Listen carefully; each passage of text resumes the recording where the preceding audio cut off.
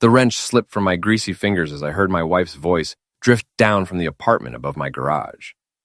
It was past midnight, and Lila thought I was still under the hood of Mrs. Peterson's Mustang, but her phone conversation stopped me cold. "Blake, you're such an idiot," she laughed. That fake tinkle she used when she wanted something. "He'll never know what hit him. The car's already registered in my name."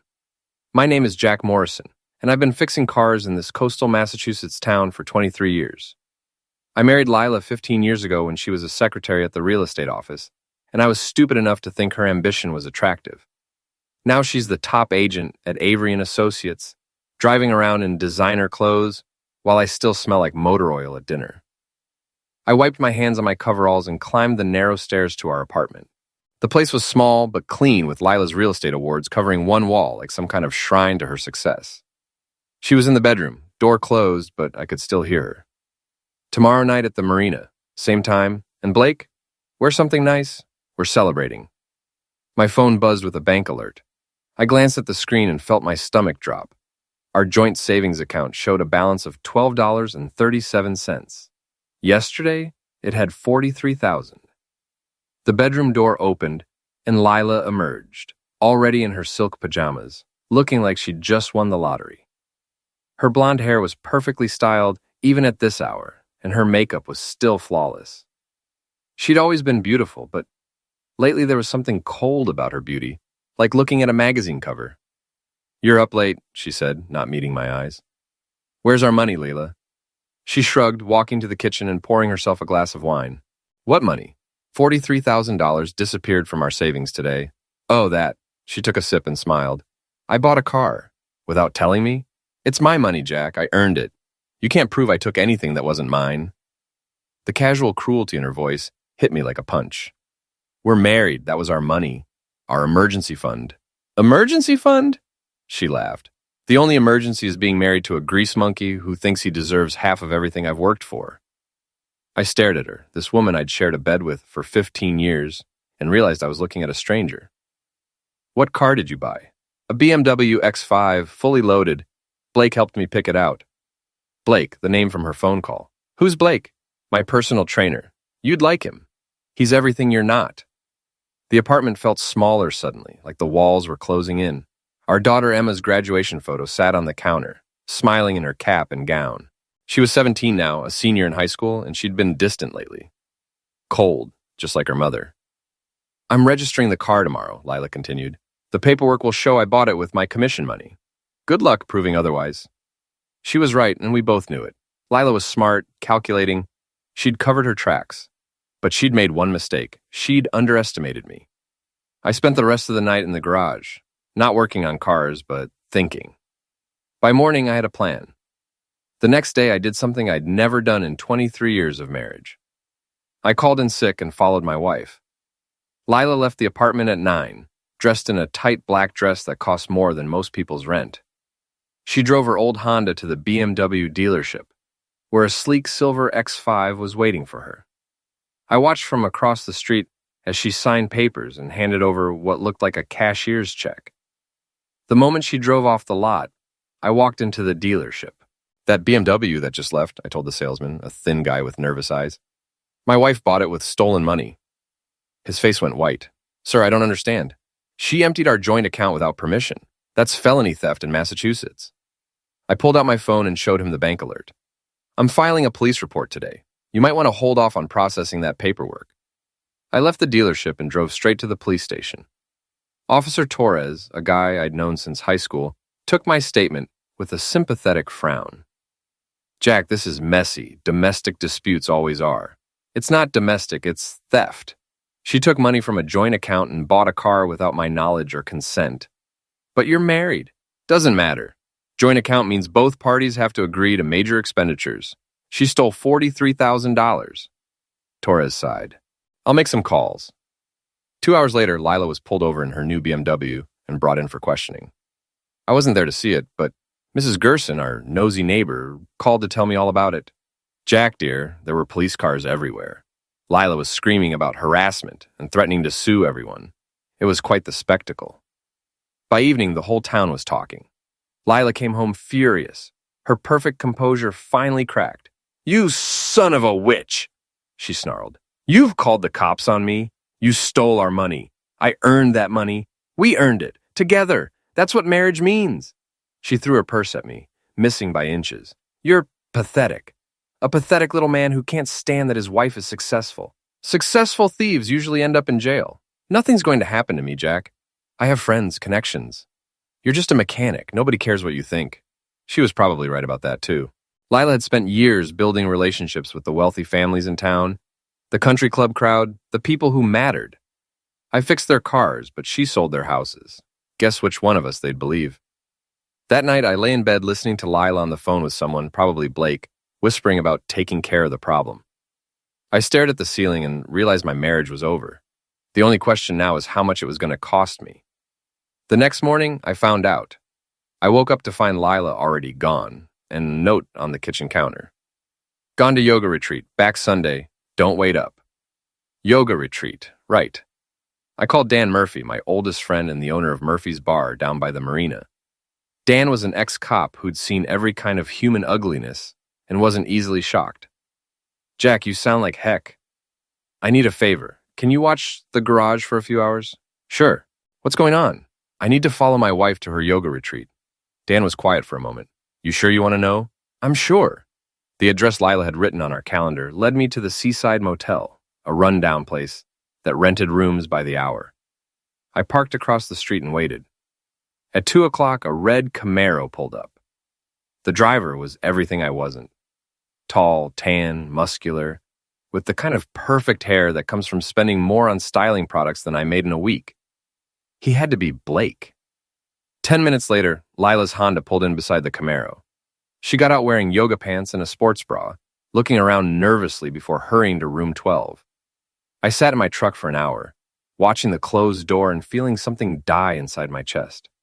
It wasn't love. That had been dying slowly for years. It was hope. Hope that we could fix this, that Lila might remember the woman I'd married, that our family might survive. When Blake finally came out, adjusting his shirt and grinning like he'd won the lottery, I made my decision. I waited until he drove away, then walked over to his Camaro. The keys were in his gym bag on the passenger seat, visible through the open window. I reached in, grabbed them, and keyed a long scratch down the side of his car. Then I slashed his front tire and left a note under his windshield wiper. "Enjoy the ride, champ." It was childish, but it felt good. For the first time in months, I felt like I had some control. I was walking back to my truck when I heard the camera click. Mrs. Gerson stood behind a minivan, holding her phone and smiling. "Hello, Jack. Fancy meeting you here." My blood went cold. "Mrs. Gerson. Such an interesting place for a yoga retreat, don't you think?" She was already typing on her phone, probably texting Lila. Mrs. Gerson loved drama more than oxygen, and I'd just given her the story of the year. "Have a lovely day, dear," she said, walking away with a spring in her step. I drove home knowing I was screwed. By the time Lila got back from her retreat, she'd know exactly what I'd done. The question was what she'd do about it. I didn't have to wait long to find out. Sunday evening, I came home from the garage to find my key wouldn't turn in the lock. I tried again, thinking maybe the lock was sticking, but nothing. The locks had been changed. My clothes were in garbage bags on the porch, along with my tools and a manila envelope. Inside the envelope was a letter from a law firm I'd never heard of. "Mr. Morrison," it read, "you are hereby notified that your wife, Lila Morrison, is seeking an immediate restraining order based on your recent acts of stalking, harassment, and destruction of property. You are ordered to stay away from the marital residence and have no contact with Mrs. Morrison except through legal counsel." I stared at the letter, reading it twice before the words sank in. Stalking. Harassment. She was painting me as some kind of dangerous criminal. My phone rang. "Dan. Jack, you need to get down here right now." "What's wrong?" "Just get down here." Murphy's Bar was a dive, but it was an honest dive, dark wood, dim lighting, and the kind of customers who minded their own business. Dan was behind the bar, polishing glasses with more force than necessary. "Sit down," he said. "You're going to need a drink." He poured me a whiskey and slid it across the bar. "Lila's been busy. She's telling everyone you've been stalking her, threatening her, destroying property. Half the town thinks you've lost your mind. And the other half thinks you're getting what you deserve for marrying above your station. I downed the whiskey in one gulp. She's smart, I'll give her that. She's also posting on social media. Look at this. Dan showed me his phone. Lila's Instagram was full of photos from the weekend. Her and Blake at expensive restaurants, shopping, laughing. The captions were all about new beginnings and finally being happy. In one photo, Blake had his arm around her waist, and she was showing off a diamond bracelet that probably cost more than my truck. She's not even trying to hide it anymore, I said. Gets worse. Look at this one. The photo showed Lila and Blake in what looked like a hotel room, raising champagne glasses. The caption read, "To freedom from toxic people. Sometimes you have to cut the dead weight to soar. New life blessed, no more." Settling. The comments were brutal. People I'd known for years were calling me everything from a loser to a psycho. Emma had even liked the post. "My own daughter," I muttered. "Kids believe what they want to believe," Dan said. "And Lila's been working on her for months, from what I hear." "What do you mean?" "Emma's been telling people you're controlling, that you hold Lila back from her dreams, that you're jealous of her success." I felt something snap inside my chest. Not break, snap. Like a rubber band stretched too far. "Dan, I need a place to stay." "You can crash upstairs, but Jack, don't do anything stupid." "Like what?" "Like whatever you're thinking about doing right now." I looked at him, this man who'd known me since we were kids, who'd seen me at my best and worst. "What if I told you I was done being the good guy?" "I'd say it's about time, but don't get caught."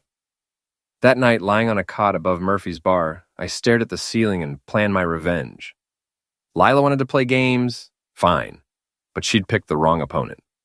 The next morning, I did something that would have horrified the old Jack Morrison. I bought a baby monitor. Not for a baby, for surveillance.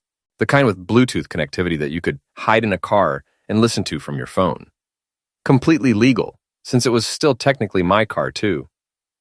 Our divorce wasn't final.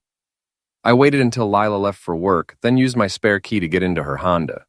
The monitor fit perfectly under the passenger seat. Invisible, unless you were looking for it. Within 3 days, I knew everything. Blake wasn't just a personal trainer. He was a small-time criminal with a record. DUI, steroid possession, and 2 arrests for blackmail that never went to trial. He was also broke, living off women like Lila while pretending to be successful. But the real revelation came on Thursday.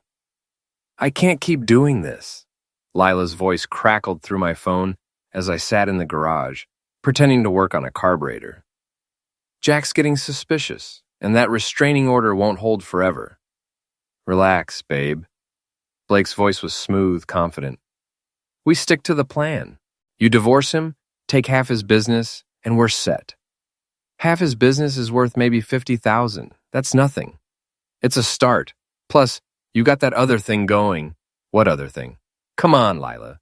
The money you've been skimming from your real estate deals. Don't think I don't know about that." There was a long silence. Then Lila's voice, cold and dangerous. "You don't know anything. I know you've been padding your commission checks for months. A little here, a little there, adds up, doesn't it? Blake, if you think you can blackmail me, I'm not blackmailing you. I'm partnering with you. We're a team, remember?" Another silence. Then, "Kendra knows." "Knows what?" "About the money. She's the one who gave me the idea. Said everyone does it." Kendra. Lila's best friend and biggest rival at the real estate office. I'd always thought she was a snake, but this was interesting. "Kendra's cool," Blake said. "She's got her own thing going. Besides, she hates Jack as much as we do." "Why would she hate Jack?" "Something about him firing her from his garage years ago. She holds grudges." I nearly dropped the phone. Kendra had worked for me? I searched my memory and finally found her. Kendra Walsh, a secretary I'd hired and fired within 2 weeks for stealing from the register. That was 8 years ago. She'd been using a different last name then. "Look," Blake continued, "Kendra's got a plan. She's been working on this for months. By the time we're done, Jack will have nothing and we'll have everything." "What kind of plan?" "The kind that ends with us owning his garage and him working for us. Poetic justice, right? The recording cut out as they apparently left the car. I sat in the silence of my garage, surrounded by tools and car parts, and realized I'd been played by experts. This wasn't just about Lila cheating. This was about revenge, money, and a conspiracy that went back years. They wanted to destroy me completely. Fine, two could play that game. The Lighthouse Charity Gala was the social event of the year in our little town. $500 a plate, black tie required, and attended by everyone who mattered. Lila had been looking forward to it for months. I hadn't been invited. I showed up anyway. The Harbor Club was decorated like something out of a fairy tale, with white lights and flowing fabric and enough flowers to stock a funeral home. I stood at the entrance in my only suit, a 10-year-old black number that still fit, and watched the beautiful people air kiss and pretend to care about charity. Lila was holding court near the bar, stunning in a red dress that probably cost more than most people's monthly salary. Blake stood beside her in a perfectly fitted tuxedo, his arm possessively around her waist. They looked like a magazine ad for the good life. I walked straight up to them. "Hello, Lila." She turned, and for a split second, I saw fear flash across her face. Then the mask slipped back into place. "Jack, what are you doing here?" "Supporting charity, same as you." Blake stepped forward, puffing out his chest. "I think you should leave. I think you should shut up." I looked him up and down slowly. "Nice tux. Rental?" His face flushed red. "Listen, old man." "Old man?" I laughed. "I'm 42. You're what, 35? And you're dating my wife with my money.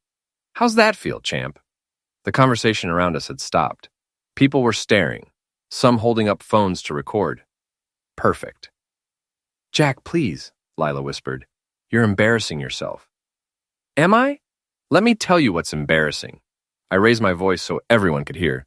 Embarrassing is a grown man who makes his living off desperate housewives while pretending to be a fitness guru. Embarrassing is having a criminal record for steroid possession and calling yourself a wellness expert. Blake's face went from red to purple. "You don't know what you're talking about." "Don't I?" I pulled out my phone and showed him a screenshot of his arrest record. "Blake Morrison. Oh, wait, that's not your real name, is it? It's Blake Kowalski. You changed it to sound more upscale." The crowd murmured. Someone gasped. Blake lunged forward, swinging wildly at my face. I'd been boxing at the YMCA for 15 years. Blake had been doing Instagram workouts and injecting steroids. The difference showed. I ducked easily, grabbed his wrist, and twisted until he yelped. Then I shoved him backward into a table full of champagne glasses. The crash was spectacular. "You hit like your Instagram filters," I said as he struggled to get up. "Fake as heck." Security was already moving toward us, but the damage was done. Half the room was laughing, the other half was recording, and Blake was covered in champagne and humiliation. "This isn't over," Lila hissed, as the security guards escorted me out. "You're right," I said. "It's just getting started." Outside, I could hear the crowd still buzzing about the confrontation.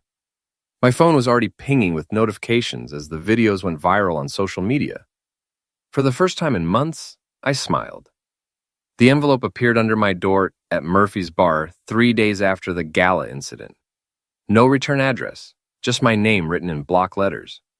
Inside was a single sheet of paper with a message that changed everything.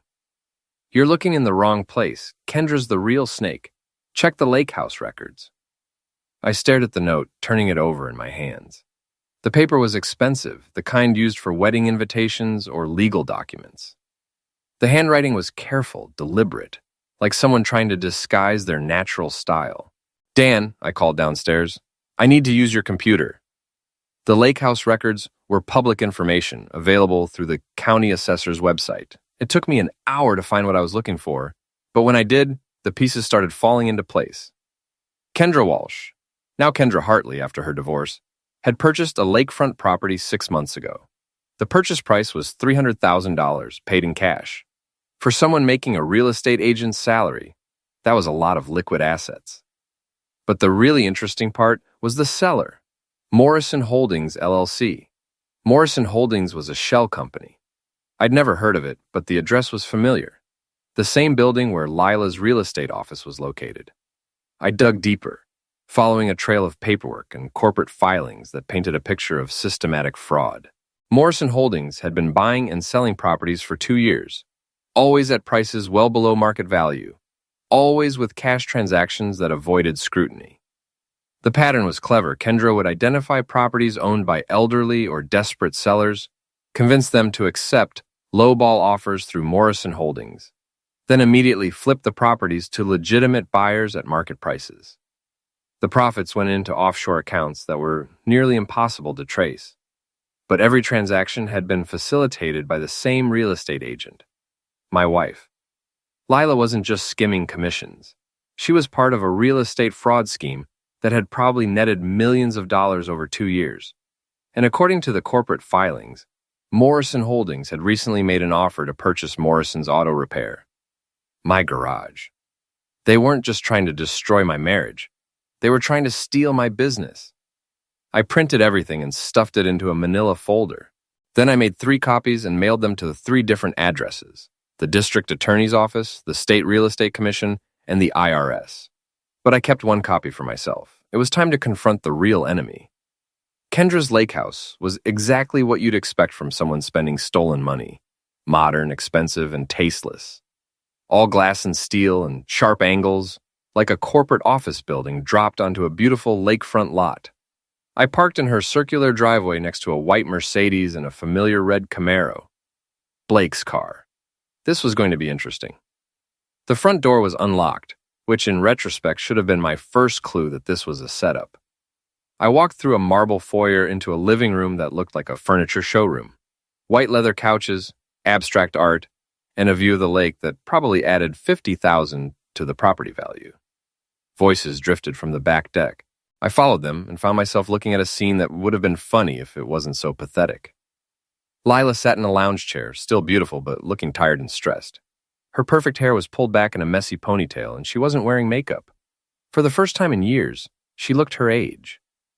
Blake paced back and forth like a caged animal, gesticulating wildly as he spoke. "This is insane, Kendra. The whole town saw him humiliate me at the gala. He's out of control." Kendra stood at the railing, looking out at the lake.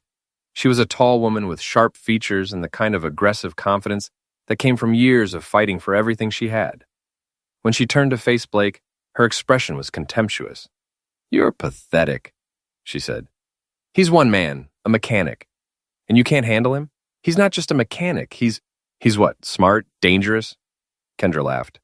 "He fixes cars for a living. He's nobody." "Then why are we here?" Lila asked. "Why all the planning and scheming if he's nobody?" Kendra's expression changed, becoming cold and calculating. "Because 8 years ago, that nobody fired me from his garage, called me a thief in front of his customers, humiliated me. You were a thief," I said, stepping out onto the deck. "You stole $200 from the register in your first week." All 3 of them spun around. Blake reached for something in his jacket, but I held up my hands. "Relax, champ. I'm not here to fight. I'm here to talk." "How did you find us?" Kendra demanded. "Same way I found out about Morrison Holdings. Same way I found out about your little real estate scam." I pulled the manila folder from my jacket and tossed it onto the patio table. "Interesting reading." Kendra's face went white. Lila looked confused, but Blake was already moving toward the sliding door. "Where are you going?" Kendra snapped. "I'm out. This is crazy. I never signed up for fraud and conspiracy charges." "You signed up the moment you started blackmailing me," Lila said, finally showing some backbone. "You're in this as deep as anyone. Actually," I said, "Blake's the smart one here. Because in about 10 minutes, this place is going to be crawling with federal agents." The silence that followed was beautiful. "You're bluffing," Kendra said, but her voice shook. "Am I? Check your bank accounts. I'm betting they've already been frozen." Kendra grabbed her phone, fingers flying over the screen. Her face went from white to green. "You son of a witch! I learned from the best. You wanted to destroy me? Congratulations. You taught me how to fight dirty." Blake was already at the door, but I blocked his path. "Not so fast, champ. We need to have a conversation about social media." What happened next was either the most brilliant or most insane thing I'd ever done in my life. Probably both. I grabbed Blake's phone from his pocket and opened his Instagram account. He had 50,000 followers, mostly women who bought into his fitness guru persona. Perfect. "What are you doing?" he demanded. "Going live? Smile, champ. You're about to become famous." I hit the live button and pointed the camera at Blake's terrified face. Within seconds, viewers started joining the stream. "Hello, Blake's followers," I said from behind the camera. "This is Jack Morrison, and I have some interesting news about your favorite fitness influencer." "Turn it off!" Blake lunged for the phone, but I stepped aside. "Blake here has something he wants to tell you. Don't you, Blake?" The viewer count was climbing rapidly. 500, 1,000, 1,500 people watching live. "Tell them about the steroids," I said. "Tell them about the arrests. Tell them how you make your living blackmailing married women." "I'm not saying anything." "Then I will." I turned the camera toward myself. "Blake Kowalski, that's his real name, not Morrison, has been running a scam with my wife and her friend. They've been defrauding elderly homeowners out of millions of dollars." The comments section exploded. People were tagging friends, sharing the stream, demanding answers. "But here's the really interesting part," I continued, walking toward the lake. "Blake's been blackmailing my wife, threatening to expose her crimes unless she keeps paying him." "That's not true," Blake shouted from behind me. "Isn't it? Tell them about the offshore accounts. Tell them about Morrison Holdings." The viewer count hit 3,000. Local news stations would be picking this up within minutes. I turned the camera back to Blake. "Last chance, champ. Tell the truth, or I'll tell it for you." Blake looked at the phone, at the thousands of people watching, at his entire fake life crumbling in real time. Then he broke. "It wasn't my idea," he said, tears streaming down his face. "Kendra planned everything. She wanted revenge on Jack, so she got me to seduce his wife. She said it would be easy money." The comments were coming too fast to read now. The viewer count hit 5,000. "Keep going," I said. "We've been buying properties cheap and selling them for huge profits. Lila handled the paperwork, Kendra found the targets, and I was supposed to keep Lila happy and distracted." "And the blackmail?" "Kendra's idea. She said if Lila ever tried to back out, I should threaten to expose everything, but I never wanted to hurt anyone. I just needed money." Behind us, I could hear Kendra screaming at Lila, their partnership dissolving into accusations and threats. But I kept the camera focused on Blake. "Anything else you want to tell your followers?" Blake looked directly into the camera, his pretty boy face streaked with tears and snot. "I'm sorry. I'm a fraud and a criminal and a coward. Everything you believed about me was a lie." I ended the stream and tossed the phone back to him. There, that wasn't so hard, was it? In the distance, I could hear sirens approaching. The federal agents I'd called were right on time. The Ocean View Country Club's annual charity auction was supposed to be Lila's comeback event.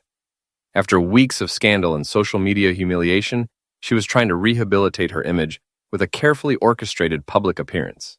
She'd even prepared a speech about learning from mistakes and moving forward with integrity. I made sure she never got to give it. The ballroom was packed with the same crowd that had witnessed Blake's humiliation at the Lighthouse Gala. But this time, they weren't here for charity. They were here for spectacle, waiting to see what would happen next in the Morrison family drama. Lila took the stage looking every inch the successful businesswoman. Designer dress, perfect makeup, confidence radiating from every pore. She'd always been good at performing, at making people believe whatever version of herself she wanted them to see. "Thank you all for coming," she began, her voice warm and sincere. "I know there have been rumors and speculation about my personal life, and I want to address those directly." She paused, scanning the crowd with practiced ease. "We all make mistakes. We all have moments we wish we could take back. But what defines us isn't our mistakes. It's how we learn from them and move forward." The crowd murmured approval.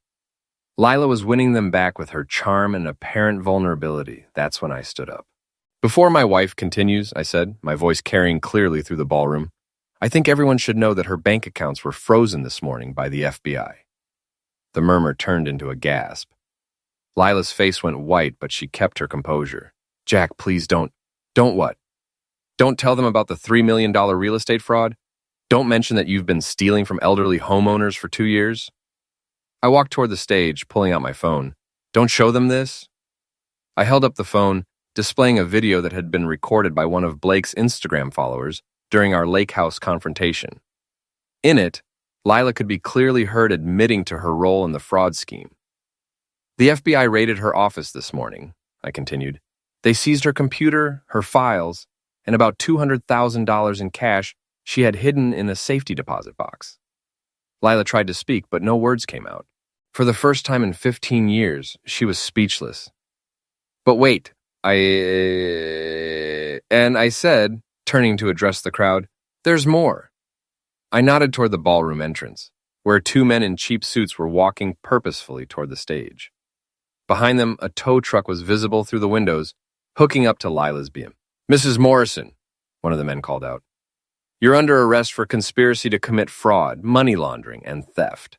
The crowd erupted. Phones appeared everywhere, recording every moment of Lila's arrest. She tried to maintain her dignity as the handcuffs clicked into place, but the mask had finally slipped completely. As they led her away, she looked back at me one last time. The expression on her face wasn't anger or hatred. It was something worse, respect. She'd finally realized she'd underestimated me. 3 months later, I sat in Dan's bar, reading the newspaper and enjoying the silence. The Morrison family drama had finally faded from the front pages, replaced by newer scandals and fresher gossip. Lila had been sentenced to 5 years in federal prison. She'd tried to plea bargain by offering information about Kendra's other crimes, but the damage was done. Her real estate license was revoked, her assets seized, and her reputation destroyed. Blake had gotten 2 years and a hefty fine. His Instagram account was permanently banned, and his fitness career was over. Last I heard, he was working at a car wash in Florida, trying to rebuild his life under his real name. Kendra got the worst of it. 10 years for masterminding the fraud scheme, plus additional charges for tax evasion and money laundering. She'd tried to flee the country but was arrested at Logan Airport with a suitcase full of cash. Emma, my daughter, had moved in with my sister in California. She was still angry with me, still convinced that I'd destroyed the family. But at least she was safe and in school. Maybe someday she'd understand that some things are worth fighting for. "Another whiskey?" Dan asked, wiping down the bar. "Why not?" He poured the drink and slid it across to me. "Any regrets?" I thought about it, swirling the amber liquid in my glass. About the marriage ending? No. About the way it ended? Maybe. You did what you had to do. Did I? Or did I just become as bad as they were? Dan shrugged. "Does it matter? They tried to destroy you and you fought back. That's not evil, Jack. That's survival." My phone buzzed with a text message. I glanced at it and smiled. "Good news?" Dan asked. "Peterson wants me to rebuild the engine in his '67 Mustang. Full restoration." "That's a big job." "Yeah, but I've got time." I finished my whiskey and stood up, leaving money on the bar. Outside, the sun was setting over the harbor, painting the sky in shades of orange and pink. It was beautiful, peaceful, and for the first time in months, I felt like I could breathe. My truck started on the first try, and I drove home to my garage where honest work was waiting for me. No schemes, no lies, no betrayals. Just me, my tools, and machines that made sense. As I pulled into the driveway, I saw a familiar figure standing by my front door. Emma, my daughter, holding a suitcase and looking nervous. "Hi, Dad," she said. "Can we talk?" I got out of the truck and looked at her, really looked at her, for the first time in months. She was taller than I remembered, and more grown up, but still my little girl. "Of course we can talk," I said. "You hungry? I was about to order pizza." She smiled, and for a moment, she looked exactly like her mother had 15 years ago, before everything went wrong. "I'd like that," she said. Maybe some things could be rebuilt after all, 6 months later. The garage was busier than it had ever been. Word had gotten around that I was honest, reliable, and good at what I did.